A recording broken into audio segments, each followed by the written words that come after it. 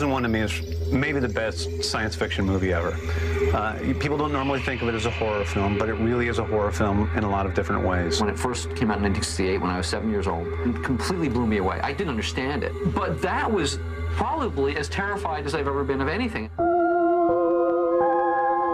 2001 warns us about putting too much dependence into artificial intelligence and machines. Artificial intelligence is extremely scary because it makes us doubt that there's anything meaningful about us as human beings. Are we going to be taken over by something that's more highly evolved than us?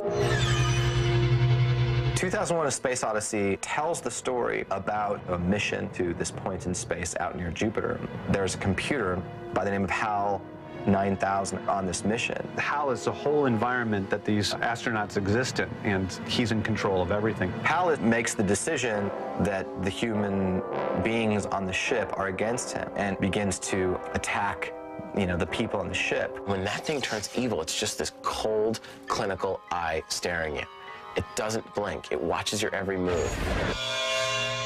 The computer seems so entertaining and benign, and then to have that computer turn on everybody without ever changing its tone of voice, that's what really freaked me out. There's a moment in 2001 where Dave is trying to get back inside the spaceship, and Hal won't open the door for him.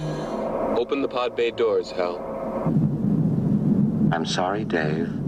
I'm afraid I can't do that. What's the problem? I think you know what the problem is just as well as I do. What are you talking about, Hal?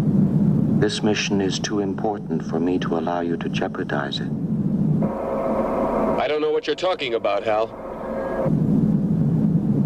I know that you and Frank were planning to disconnect me, and I'm afraid that's something I cannot allow to happen. Hal's voice is just trippy. It's so even and smooth and calm as he's doing these awful, horrible things.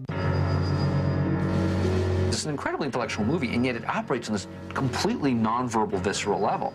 And that's what I think the scariest of movies do. 2001 really, really taps into both our dependence on technology and our fear of technology.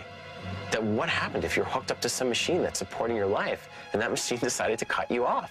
And as computers get smarter and smarter, it just seems like we're only getting closer to that.